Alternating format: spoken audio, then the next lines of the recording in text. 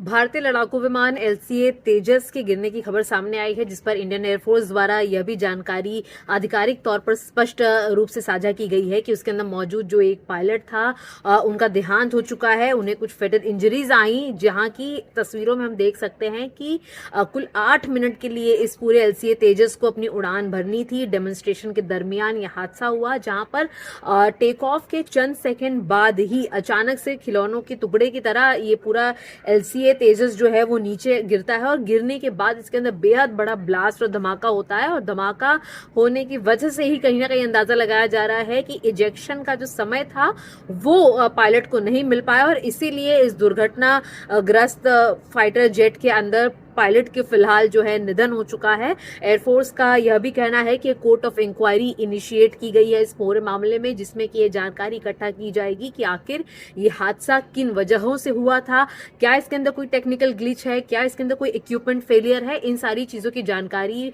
इस court of inquiry के अंदर निकाली जाएगी। लेकिन स्पष्ट तौर पर कहा जा सकता है कि दुबई एयर शो के अंदर 2:15 पर इसे उड़ान भरनी थी। 8 मिनट के लिए इसे कुल उड़ान भरना था, यानी कि 2:23 तक। लेकिन उड़ान भरने के चंद सेकंड के भीतर ही ये क्रैश हुआ है। क्रैश के अंदर की वजह स्पष्ट नहीं हो पाई है, ना ही इजेक्ट होते हुए पायलट नजर आया। कई मौकों पर ऐसा देखा गया है कि जब फ्लाइट नीचे गिरती है, यानी जब एयरक्राफ्ट नीचे जमीन पर ध्वस्त होता है, उस समय भी इजेक्शन का मौका होता है। हालांकि पायलट के पास ऐसे सिनेरियोज के अंदर महज 3, 5 से 7 सेकंड जो हैं वो इजेक्शन के लिए बचते हैं और इसीलिए ये बेहद ही चैलेंजिंग मूवमेंट है कि अगर पायलट को अंदाजा पहले से हुआ होगा तो वो इजेक्शन की कोशिश करेंगे। लेकिन सबसे महत्वपूर्ण बात यह है कि जब एयर शो के लिए तेजस ने यहां से उड़ान भरी है तो उसके उड़ान भरने के पहले भी अगर एक एयरक्राफ्ट फिट टू फ्लाई है तभी वह उड़ान भरता है, जिसकी बाकायदा चेकिंग होती है, निगरानी होती है, सर्टिफिकेशन होते हैं। तो इस वजह से इन सारे डॉक्यूमेंट्स, दस्तावेजों को इकट्ठा किया जाएगा कोर्ट ऑफ इंक्वायरी के अंतर्गत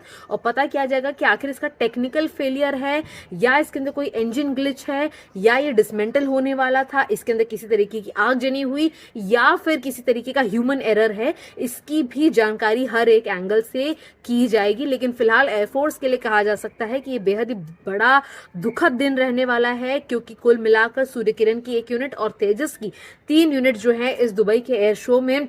अपना कारनामा दिखाने वाली थी। और तेजस ने जैसे ही लोगों के लिए डेमोन्स्ट्रेशन के लिए उड़ान भरी, महज चंद सेकंड में 1 मिनट से भी कम ये हवा में सरवाइव कर पाया, जिसके बाद खिलौने की तरह नीचे गिरता है और बेहद ही बड़ा धमाका होता है। मौका वारदात पर इमीडिएटली जो ग्राउंड सपोर्टिंग टीम्स होती हैं उन्हें पहुंचाया जाता है, भेजा जाता है। कोशिश की जाती है कि जल्द से जल्द आग पर काबू पाया जा सके, जिससे कि पायलट की जो स्थिति है वो स्पष्ट हो सके। हालांकि फिलहाल एयरफोर्स ने यह कहा है कि पायलट को गंभीर चोटें आई और उसके बाद वो सरवाइव नहीं कर पाए, उनका निधन हो गया। एयरफोर्स जो है वो उनके परिवार के साथ स्टैंड करता है और एक सही निष्पक्ष जांच भी जल्द से जल्द एयरफोर्स द्वारा सामने आएगी, यह भी कहा जा सकता है। लेकिन दुबई एयर शो में आत्मनिर्भर भारत का परचम लहराने वाले जो तेजस का क्रैश हुआ है,